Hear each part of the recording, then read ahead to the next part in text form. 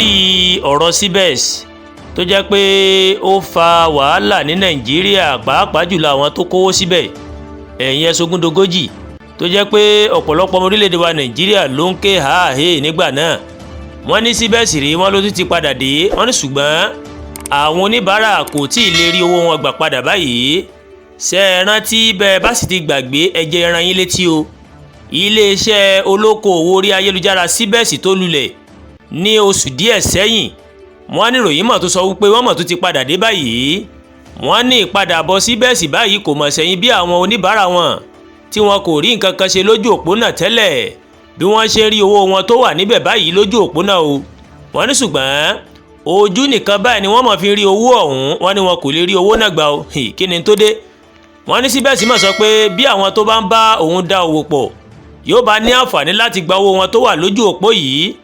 ó ní wọ́n mọ̀ tó gbọ́dọ̀ kọ́kọ́ fi $200 ìyẹn $200 wọ́n gbọ́dọ̀ fi pamọ́ sọ́dọ̀ àwọn òkà tó ní àǹfààní láti gba owó lórí ìkànnì náà wọ́n ní èyí ni yóò jẹ́ kí wọ́n lè gba owó tó ju $1,000 lọ ìyẹn $1,000 iléeṣẹ́ tó kó ọ̀pọ̀ èèyàn sí ìpayín keke náà ó sọ wípé àwọn tí wọ́n bá fẹ́ gba owó tó kéré sí $1,000 yóò kọ́kọ́ fi $100 ìyẹn $100 pamọ́ sí àpò CBEX náà wọ́n ní ìwádìí àwọn oníròyìn ó fi hàn pé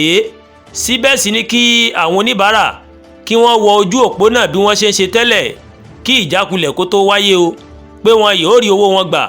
wọ́n ní ṣùgbọ́n ọ̀kan nínú àwọn èèyàn tó lùgbàdì gbèsè láti ọ̀dọ̀ CBEX ó máa ṣàlàyé fún àwọn oníròyìn pé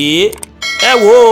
òun kò rí owó tóun gbà jáde níbẹ̀ o bó tilẹ̀ jẹ́ pé òun rí tó hàn gbangba ẹ̀yà pé owó náà sì wà níbẹ̀ ṣùgbọ́n òun ò rí owó gbà jáde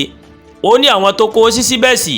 wọ́n ti ń fi ojú rí lórí ayélujára báyìí ṣùgbọ́n owó náà rèé kò lè tẹ̀ wọ́n lọ́wọ́ wọ́n kàn ń wò lásán ni tẹ́ bá ń gbọ́ pé ẹ̀sìn inú ìwé lásán ni téèyàn ń wò tí ò lè mìíràn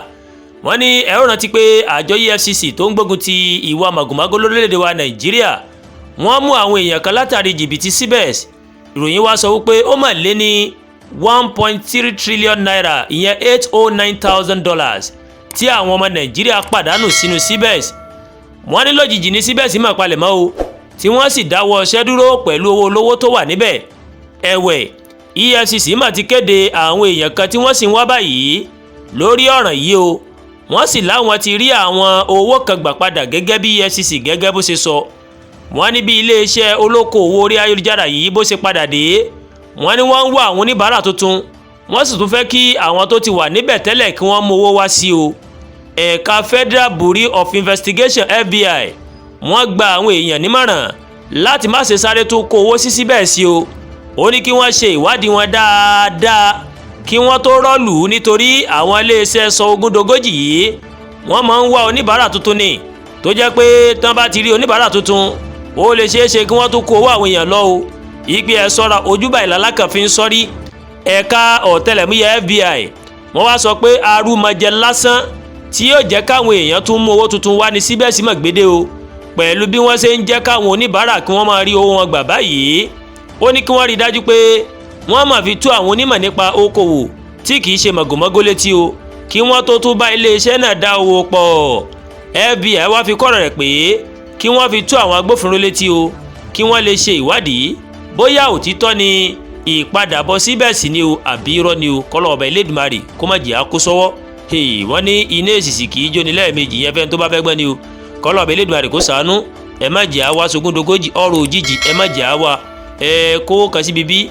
kó lè rí wá kíní kan $1 ní oṣù kan ó yẹ káwọn náà gbà pé jìbìtì ni o lágbára Ọlọ́run èmi àti èrè àní kó sọ́wọ́ lágbára Ọlọ́run ọba Elédùmarè àdúrà gbòòlùwà tóyìn ló ń kàròyìn sí létí o láti kàn ní ẹ̀yà Yorùbá World TV bẹ́ẹ̀ ṣe wò wá ẹ máa bá wa like ẹ máa share ẹ dẹ̀ máa comment ẹ má tún gbàgbé láti bá wa subscribe sórí YouTube channel wa kẹ́ wá bá wa tẹ notification bell láti lè máa máa wo ètò wa lọ́kòjọ̀kan tó bá ti gorí ìkànnì yìí ẹ ṣé pọ̀ tẹ́ ń wò wá àkúṣe látàrọ àkúgbìyànjú ọlọ́ọ̀bá rèé yóò dé gbìyànjú èmi àti ńlá dé o.